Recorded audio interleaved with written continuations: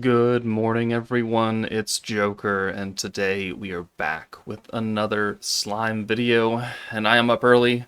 One, because we have the skill preview. Two, I gotta go feed a friend's dogs in a couple minutes. Well, in about 30 minutes. So we are up a little bit earlier than normal to record this video, because normally this wouldn't come out till like 9 or something. But here we have the Freerin team without Stark, and we know that Fern is coming later tonight in 22 and a half hours. Not 12, 12, 12 and a half, 10 and a half, 10 and a half hours? 9, 11 and a half? 10 and a half hours. It's 7:30 in the morning. Give me a break. But we did get the Fern skill preview, and you know what? It's pretty spicy, okay? She's pretty good. We're just gonna lead off with that. So, just jumping in, light as expected, single target magic attack as expected. This does not surprise me at all. This is what we were led to believe. Based on Stark's kit, the fact if she wasn't light and single target, I would have been severely, severely confused. If they made her just like a support ult, like, ugh. But her first skill, 90 points, expensive. Decreases all targets' ult resistance by 100% and increases EX ult damage by 100%. A 200% buff.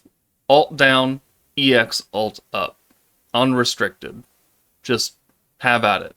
You just need an EX ult, which at this point, I think even newer, like, I think everyone is using EX ults now.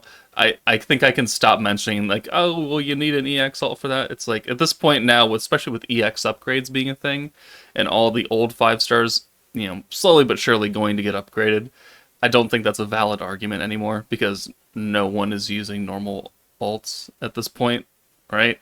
You're going for EX ults, or you're not nuking, is essentially what every team is based off of. Unless you do some weird turn 2 strats. But even then, like, you can get an EX ult by turn 3. If you're really hell-bent on it, you're getting an EX ult on turn 3 to use. So 100 ult down, 100 ult up for 90 points. That's pretty good. That is you know, man, the sweats are gonna hate me, but it's what Elmesia could have been, and I think it's what I personally, I like Elmesia because she's hot. I don't use Elmesia on every team. Her skill, 80 points, earth and fire ult damage by 70%, and then 100% ult resistance down. For 10 points more, you're getting the same amount of ult resistance, but instead of locking yourself to earth and fire and being 70, it's now any character's EX ult 100. So I find that to be a direct upgrade of Elmesia.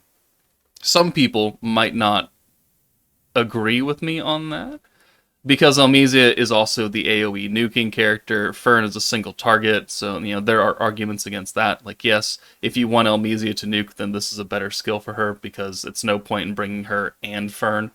But 100 ult down and 100 EX ult up, that's not earth and fire, and it's also better than 70%. Also, ult damage by itself is found in a lot of places. EX ult damage, not found on a lot of characters, right? So Blanc has 150% ult, Raphael has the stacking ult 10% ult damage, Megamine has ult, Hinata has ult, Rimuru has ult damage. Like, a lot of characters have ult, but not a lot of them give EX ult damage. So this will stack on top of those other buffs. So if we're looking at the current team, we've got ult damage from Freerin. We've got permanent ult damage from Lumi. And now we're going to have EX ult damage on top of that, plus probably Violet, plus Raphael's weakness strike and weakness down. So that is a lot of power in 90 skill points. And then her second skill, Unknown. We'll laugh about that in a second. Her ult, single target light magic, 600%, and then EX ult is 1.5 times. She is a damage single target light ult, so that's great. We need more damage ults just to nuke. Would she have been better if she was AoE? I mean, you could make a case for it, but I mean, we have Freerin. She's good. You do need a few turns for her to set up to become, her most powerful version. But I expected to get a light AOE and single target, and they definitely delivered on that. She's on Adventurer, Stern Spirit, and Wielder of Magic. Wielder of Magic, funnily enough, being one of the teams that has an EX alt damage character in Water Shinsha. So, of course, Water Shinsha costs 25 points, and she's doing 50% EX alt for magic only, and then an attack buff for herself. Fern is going to do much, much more than that, but also way more expensive. And then the second skill, announced in game. And we look at the JP version. Oh yeah, 100 down and 100 up. 90 points. Second skill announced in game.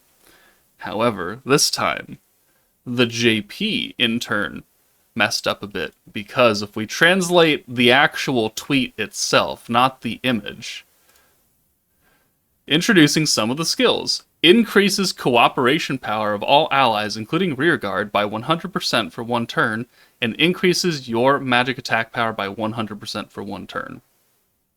That is not 100 alt up and 100 alt down.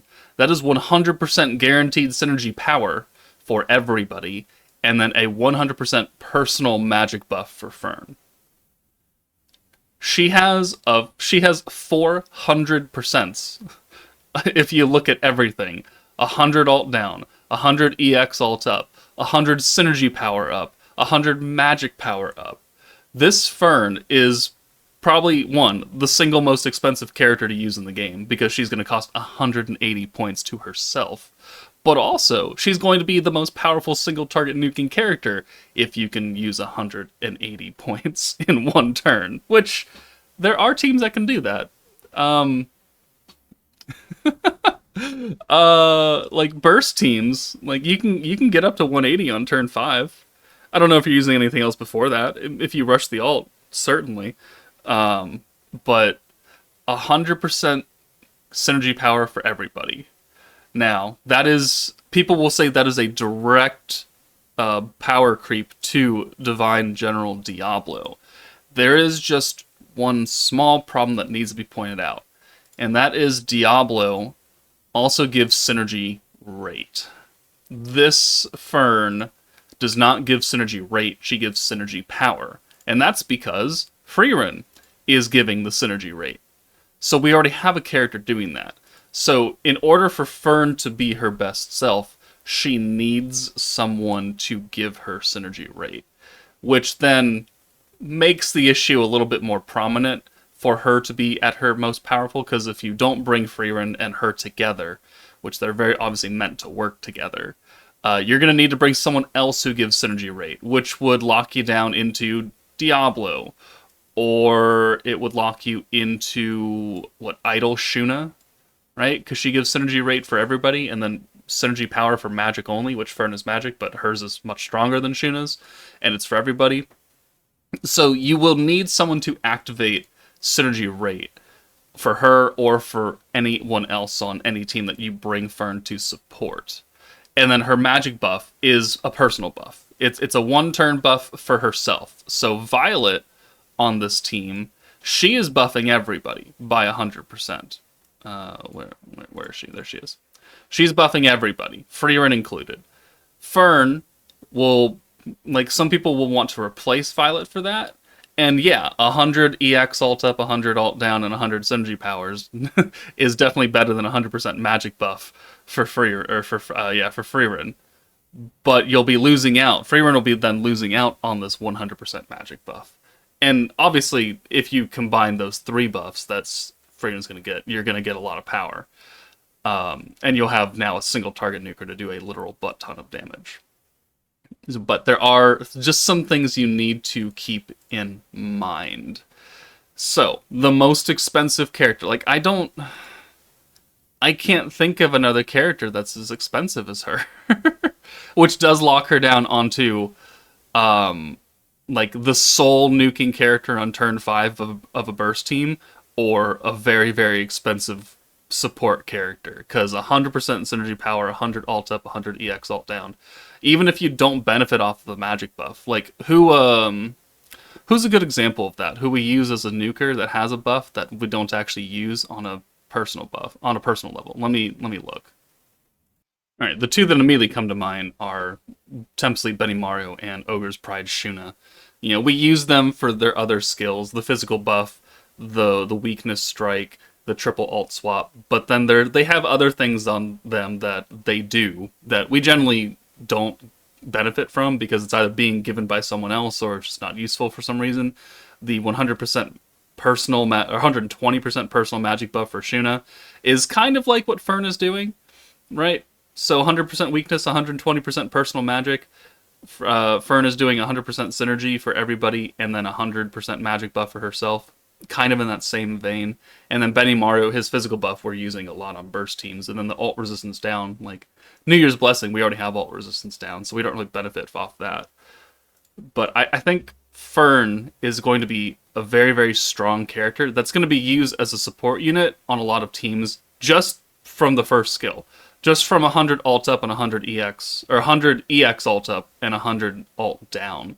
That's just so much power that is unrestricted on to any proper nuking character at this point in the game, where you're not really looking at using normal alts from older characters, at least in most meta events, because they're just outdated and they just don't put up the numbers.